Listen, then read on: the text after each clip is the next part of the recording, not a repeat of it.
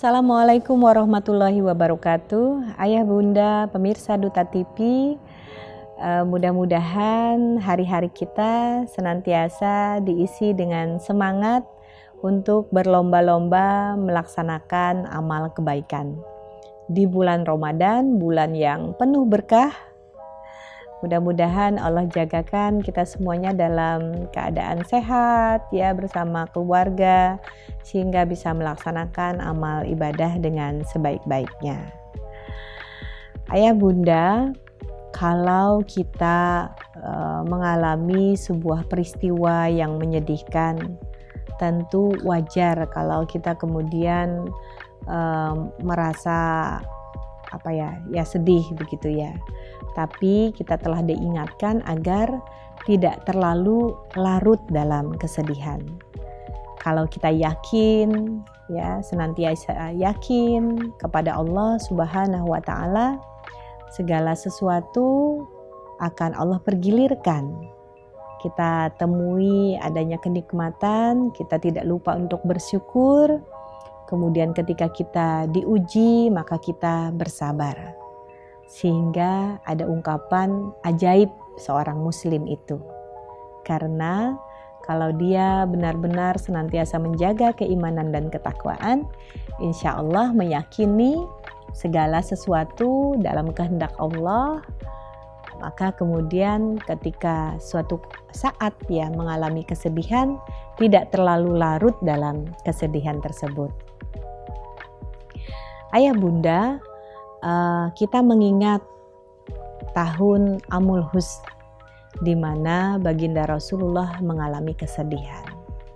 Tetapi kemudian Allah mendatangkan hiburan ya bagi baginda Rasulullah. Pada suatu malam ya, Rasulullah sedang berbaring di dekat Ka'bah. Dalam keadaan di antara bangun dan tidur ya, beliau merasa ada yang menggoyangkan tubuh beliau. Lalu beliau terbangun, menengok ke kiri dan ke kanan, tetapi beliau tidak menemukan siapa-siapa. Kemudian beliau tidur lagi. Kejadian itu berulang kali sampai 3 kali ya. Akhirnya Rasulullah SAW benar-benar bangun. Pada kejadian ketiga, Rasulullah SAW melihat Jibril. Jibril mengajaknya ke pintu Ka'bah. Di sana telah menunggu seekor kuda putih. Besarnya antara kuda dan keledai, kuda itu bernama Burak atau Barkun, artinya kilat. Ia mempunyai sepasang sayap, terbangnya secepat cahaya, langkahnya sejauh pandangan mata. Jibril menaikkan Rasulullah SAW. Mereka terbang menuju Baitul Maqdis di negeri Syam atau Palestina. Di sana telah berkumpul para nabi dan rasul. Mereka sholat berjamaah. Rasulullah SAW menjadi imam. Lalu Rasulullah SAW dan Jibril menuju langit pertama. Di sana ada Nabi Adam alaihissalam. Di langit kedua ada Nabi Yahya alaihissalam dan Nabi Isa alaihissalam. Di langit ketiga ada Nabi Yusuf alaihissalam. Di langit keempat ada Nabi Idris alaihissalam. Di langit kelima ada Nabi Harun alaihissalam. Di langit keenam ada Nabi Musa alaihissalam, dan di langit ketujuh ada Nabi Ibrahim alaihissalam. Lalu Rasulullah SAW dinaikkan ke Sidratul Muntaha. Di sana ada Baitul Makmur, yaitu tempat para malaikat bertawaf. Beliau terus naik ke Al-Jabbar Jalla Jalallah. Beliau berjumpa dengan Allah Subhanahu wa taala. Di sana Allah Subhanahu wa taala mewahyukan perintah salat. Setelah menerima perintah salat, Rasulullah SAW diturunkan kembali ke Baitul Maqdis. Malam itu juga beliau kembali ke Mekah.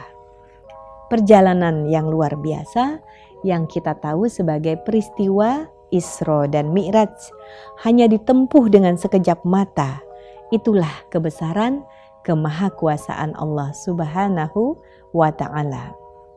Tentu esok harinya kemudian Rasulullah menceritakan peristiwa tersebut kepada kaum Quraisy. Nah, ayah bunda, ketika kita mengajak anak kita untuk membaca riwayat tentang Isra Mi'raj ini, ya, tentu hal yang pertama ingin kita ajak kepada anak-anak kita adalah keimanan, ya.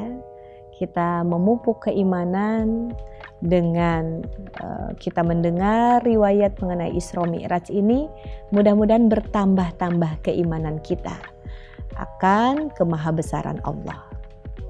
Di dalam Quran surah Al-Isra, a'udzubillahi minasyaitonirrajim, bismillahirrahmanirrahim. Subhanalladzi asra bi abdihi lailam minal masjidil haram ilal masjidil aqsa alladzi barakna haula. Ya, ila akhiri ayat, sadaqallahul azim. Ya, maha besar Allah yang telah memperjalankan hambanya, ya. Jadi yang diperjalankan ini adalah baginda Rasulullah Muhammad sallallahu alaihi wasallam. Maka bagi kita harusnya bisa bersikap seperti beberapa sahabat yang langsung, ya, segera mengimani. Maka ketika Rasulullah esok harinya menceritakan kepada para sahabat, maka ada sahabat yang segera membenarkan dan ada yang mendustakan, ya. Karena peristiwa Isra Mi'raj adalah peristiwa di luar jangkauan kemampuan manusia, apalagi di masa itu, ya. Itulah mukjizat yang dimiliki oleh Rasulullah Shallallahu Alaihi Wasallam. Beliau menceritakan peristiwa itu kepada orang-orang Quraisy, namun mereka malah mengolok-oloknya. Ada yang menyebut itu sebagai sesuatu yang konyol, ya, sesuatu yang dusta, ya. Dan kemudian yang segera beriman yaitu Abu Bakar. Ketika kaum Quraisy menemui Abu Bakar, mereka bertanya, "Wahai Abu Bakar, coba tengok sahabatmu. Dia mengaku tadi malam pergi ke Baitul Maqdis dan pagi ini pulang ke Mekah." Ya. Lalu apa kata Abu Bakar? Dengan teguh beliau menjawab, "Demi Allah, jika itu beliau katakan, pasti beliau berkata benar." Abu Bakar lalu berlari menemui Rasulullah SAW di Ka'bah. "Wahai Nabi Allah, benarkah engkau pergi ke Baitul Maqdis?" Tanyanya kepada Rasulullah. "Ya, benar," jawab Rasulullah. Begitulah, ya, gambaran bagaimana keimanan, ya. Kita semuanya pun harus senantiasa berupaya memupuk keimanan kita, dan mudah-mudahan membacakan buku seperti ini mengulang kembali kepada anak-anak kita, diri kita juga, ya, betapa luar biasanya peristiwa Isra Mi'raj, dan itu terjadi ketika Allah ingin memberikan, ya, pengobat kesedihan kepada baginda Rasulullah Shallallahu Alaihi Wasallam. Nah, meskipun Rasulullah Shallallahu Alaihi Wasallam terus memberikan bukti, tetap saja orang-orang kafir mengolok-olok. Hati orang yang beriman pasti akan bertambah yakin ketika mendengar keajaiban ini, tetapi orang-orang yang imannya tipis pasti akan menganggap peristiwa-peristiwa besar sebagaimana Isra Mi'raj ini sebagai hal yang tidak masuk akal. Banyak yang murtad setelah peristiwa Isra Mi'raj ini di antara para sahabat. Orang-orang kafir tidak juga beriman, kekerasan hati menutupi pintu petunjuk Allah Subhanahu wa Ta'ala. Jadi ayah bunda, mudah-mudahan kita bisa melazimkan, ya, membaca kisah-kisah para sahabat juga, bagaimana perjuangan mereka mendampingi Rasulullah, bagaimana mereka diuji dengan ujian-ujian keimanan, dan bagaimana mereka teguh dalam ketakwaan. Mudah-mudahan kita pun bisa mengupayakan untuk senantiasa, ya, membuka-buka sirah nabawiyah, kisah kehidupan baginda Rasulullah. Kemudian nanti pelan-pelan membuka sejarah kehidupan para sahabat, agar kita bersama anak-anak kita, keluarga kita, bisa terus menguatkan keimanan dan keislaman kita. Semoga Allah Subhanahu wa Ta'ala senantiasa menjagakan kita di dalam iman dan Islam, memudahkan setiap upaya kita menjaga keluarga-keluarga kita dalam iman dan Islam. Terima kasih atas segala perhatiannya. Mohon maaf jika ada kesalahan dan kehilafan. Billahi taufik wal hidayah. Assalamualaikum warahmatullahi wabarakatuh.